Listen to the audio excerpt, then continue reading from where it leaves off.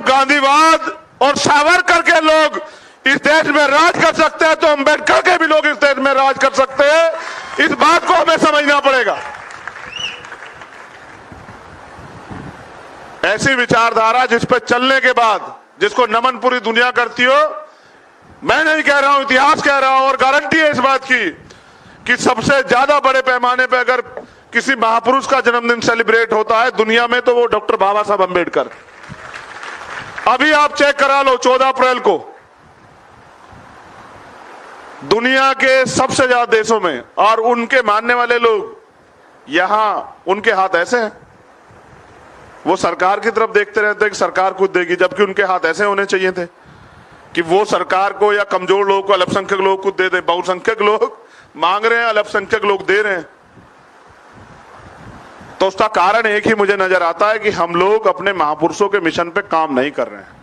हम आशावादी बने बैठे हैं कि कोई महापुरुष आके हमारी जान बचाएगा।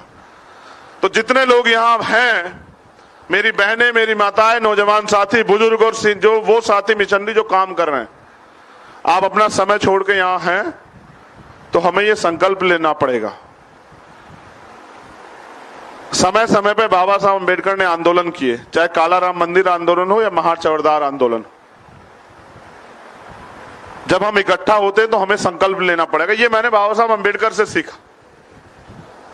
जब उन्होंने महार चौड़दार आंदोलन किया तो उन्होंने अपने साथियों से कहा कि आज हम सत्याग्रह करेंगे, कोई जवाब नहीं देगा।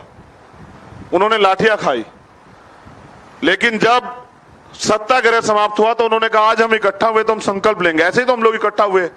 हम पैंथर की 50वीं स्थापना दिवस मना रहे हैं तो हम इकट्ठा हुए, तो संकल्प तो लेना चाहिए नहीं चाहिए? लेना चाहिए? बताओ, आप लोग बताओ, संकल्प लेना चाहिए नहीं लेना चाहिए? मुझे लगता है कि इस एसी और पंखों की ठंडी हवा में आपका उत्साह भी ठंडा हो गया है। तो बाबा साहब अंबेडकर ने अपने अनुयायियों के साथ 3 संकल्प लिए थे उस समय। पहला, हम आज के बाद मरे हुए जानवरों का मांस नहीं खाएंगे।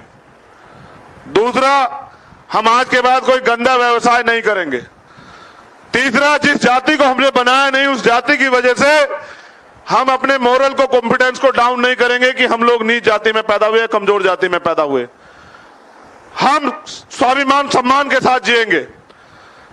मैंने बाबा साहब अंबेडकर की एक लाइन पढ़ी थी, वो कोट करके मैं अपनी बात को खत्म करूंगा कि मुझे मेरे जाने के बाद मरा हुआ मत समझना।